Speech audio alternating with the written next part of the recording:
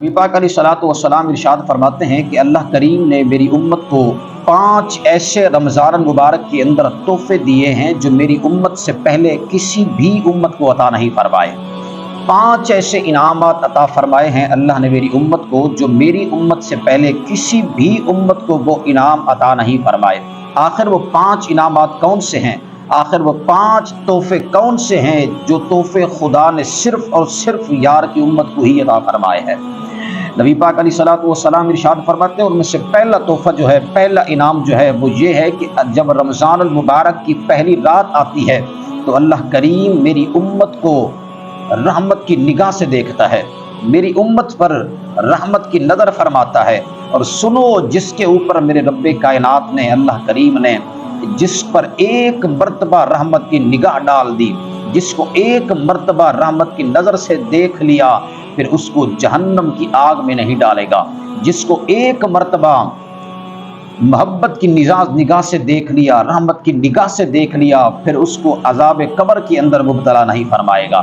کیونکہ اس رحمت کے بارے ہمارے بزرگ فرماتے ہیں، فرمایا رحمت دا دریا الہی ہر دم وگدا تیرا، جے ایک قطرہ بخشے مینو کم بن جاوے میرا۔ فرماتے ہیں کہ رب کی رحمت جو ہے اس کا ایک قطرہ اگر اللہ کریم ہمیں عطا فرما دے، فرماتے ہیں ہماری بگڑی بن جائے گی، ہماری قبر بھی سنور جائے گی، ہماری آخرت بھی سنور جائے گی۔ جے میں ویکھاں رحمت تیری، جے میں ویکھاں عملاں ولے، کچھ نہیں میرے پلے، مولا جے میں ویکھاں رحمت تیری، بلے بلے بلے۔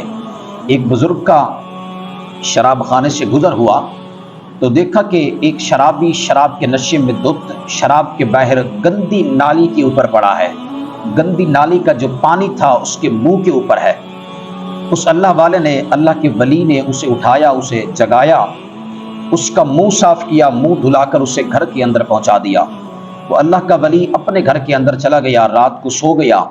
صبح جب رات کا آخری پہر آیا، آخری وقت آیا، جب جانور سوئے ہوئے تھے، انسان سوئے ہوئے تھے، چرند پرند سوئے ہوئے تھے، کائنات سوئی ہوئی تھی، تو اللہ کا ولی اٹھا، بستر آرام کو چھوڑ دیا اور نماز تہجد کے لیے معمول کے مطابق گھر سے وضو کر کے نکلا۔ جب مسجد کے اندر پہنچا تو آگے دیکھا کہ مسجد کے اندر ایک اور بندہ بھی موجود ہے جو نماز تہجد کے لیے آیا ہوا ہے۔ اس اللہ کے ولی نے اسے دیکھا اور حیران ہوا کہ روزانہ کوئی نہیں آتا تھا، آج آ گیا ہے۔ پھر بھی اللہ کا انہوں نے شکریہ ادا کیا کہ مالک کی بارگاہ کے اندر یہ بندہ آ گیا ہے، سرو سجود ہے۔ وہ بزرگ جب آگے ہوا تو دیکھا کہ وہی شخص تھا جو شراب کے نشے میں دھت نالی کے اوپر پڑا تھا کل شام تک۔ وہ بزرگ اللہ کی بارگاہ کے اندر عرض کرتا ہے، حیران رہ گیا، مولا واہ تیری قدرت کے رنگ، مولا واہ تیری رحمت کے کرشمے، مولا رات تو میں نے اسے، کل شام کو تو میں نے اسے شراب خانے سے اٹھایا ہے، مولا شراب کے نشے میں دھت نالی کے اوپر پڑا تھا، میں نے اس کا منہ دھلا کر اسے گھر کے اندر پہنچا دیا ہے، اور آج یہ ساری دنیا سوئی ہوئی ہے واہ تیری رحمت کے کرشمے کہ آج یہ بندہ مصلی عبادت کے اوپر آیا ہوا ہے۔ اللہ کریم نے آواز دی، اے میرے بندے، تو نے اسے اٹھایا، اسے جگایا، شراب کے نشے میں یہ دھتا، تو نے اس کا منہ دھو ڈالا، میری رحمت کو جوش آیا، میں نے اس کا کالا دل صاف کر دیا، کالا دل کو دھو ڈالا۔ اس لیے رب کی رحمت ہمارے انتظار میں ہے کہ بندہ میرے اللہ فرماتا ہے کہ بندہ میری بارگاہ کے اندر آ تو صحیح، مجھ سے مانگ تو صحیح، میری رحمت تو تیرا انتظار کر رہی ہے۔ فرمایا پہلا تحفہ یہ ہے میری امت کو رمضان المبارک کے اندر اللہ میری امت کو دیکھ کر نظر رحمت سے دیکھتا ہے۔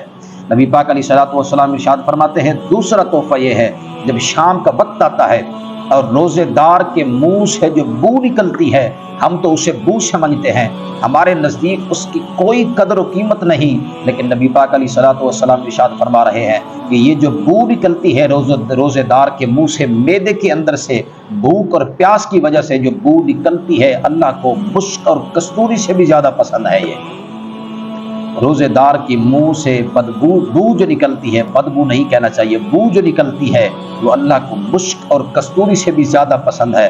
نبی پاک علیہ الصلوۃ والسلام ارشاد فرماتے ہیں تیسرا تحفہ میری امت کے لیے یہ ہے کہ رب کے جو فرشتے ہیں، جو رب کی ہر وقت عبادت کر رہے ہیں، جو ہر وقت رب کی تسبیح و تحلیل اور عبادت اور ریاضت کر رہے ہیں، وہ فرشتے جو ہیں روزے دار کے لیے دعائے مغفرت کرتے رہتے ہیں۔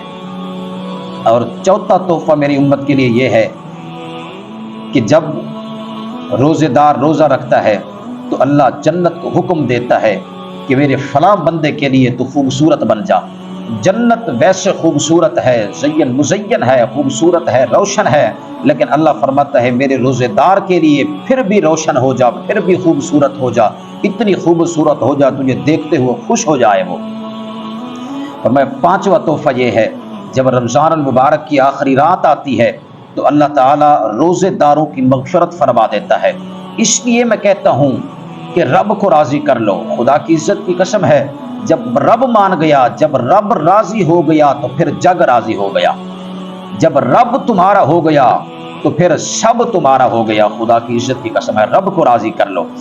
اس لیے میں کہتا ہوں، ایک حضرت سیدنا موسیٰ علیہ الصلوۃ والسلام اللہ کے نبی ہیں، جن کو اللہ نے لقب عطا فرمایا ہے قرآن کے اندر، وَكَلَّمَ اللَّهُ مُوسَىٰ تَكْلِيمًا۔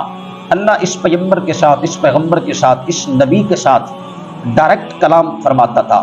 موسیٰ علیہ الصلوۃ والسلام کوئی طور پہاڑ پر جاتے تھے، طور پہاڑ پہ جا کے خدا سے ہم کلام ہوتے تھے۔ ایک دن حضرت موسیٰ علیہ الصلوۃ والسلام کو اللہ کریم نے فرمایا کہ موسیٰ تو کیا کر رہا ہے؟ عرض کرتا ہے مولا تیری عبادت کر رہا ہوں، مولا تیری ریاضت کر رہا ہوں، مولا تیری بندگی میں ہوں، تیرا ذکر کر رہا ہوں۔ اللہ نے فرمایا چھوڑ میرے سجدوں کو، چھوڑ میری عبادت کو۔ مولا حکم کیا ہے؟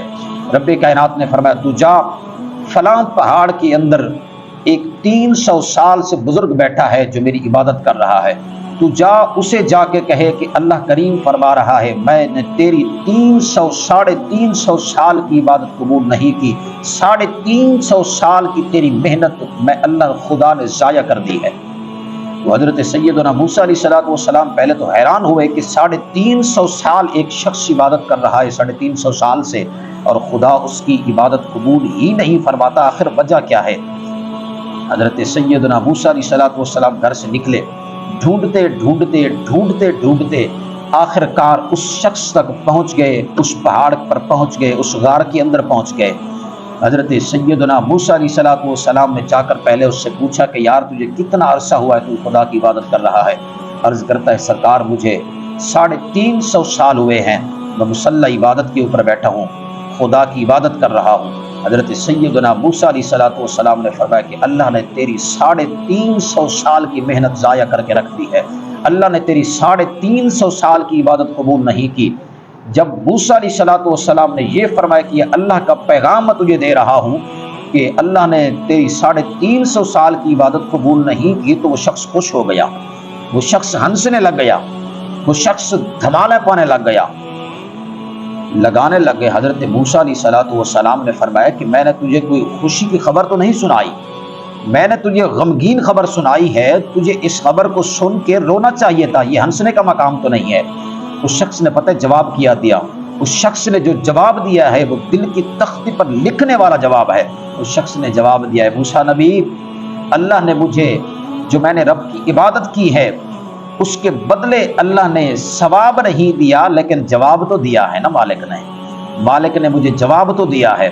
اس لیے میں کہتا ہوں کہ خدا کے ساتھ مخلص ہو جاؤ، نبی علیہ الصلوۃ والسلام کی محبت میں مخلص ہو جاؤ، خدا کے عشق کے اندر مخلص ہو جاؤ، اپنی نماز کے اندر، قرآن کے اندر، روزے کے اندر مخلص ہو جاؤ۔ خدا کی قسم ہے جب تم خدا کے ساتھ مخلص ہو جاؤ گے، مصطفیٰ کے ساتھ مخلص ہو جاؤ گے، نماز اور قرآن کے ساتھ مخلص ہو جاؤ گے، پھر وہ وقت دور نہیں کہ اللہ فرما رہا ہوگا پھر فاذکرونی اذکرکم، اے بندہ تو مجھے یاد کر میں تجھے یاد کروں گا، بندہ تو مجھے یاد کر میں تجھے یاد کروں گا، اے بندہ تو زمین کے اوپر بیٹھ کر میں خدا کا ذکر کرتا رہے، میں آسمان کے اوپر بیٹھ کر تیرے چرچے کرتا رہوں گا، تو گنہگاروں کی صف میں بیٹھ کر، انسانوں کی صف میں بیٹھ کر مجھے یاد کرتا رہے، میں مقدس فرشتوں کی جماعت میں تجھے یاد کرتا رہوں گا۔ اس لیے اپنے خدا کی نماز کے ساتھ، خدا کی دین کے ساتھ مخلص ہو جانا چاہیے ہمیں۔ خدا کی قسم ہے جب ہم مخلص ہو جائیں گے، اللہ فرماتا ہے فاذکرونی اذکرکم واشکرونی ولا تکفرون، اللہ فرماتا ہے میں پھر تجھے یاد کروں گا، تو مجھے یاد کرتا رہے میں تجھے یاد کرتا رہوں گا۔ اللہ کی بارگاہ کے اندر دعا کرتے ہیں کہ اللہ تعالی ہمیں عمل کی توفیق عطا فرمائے۔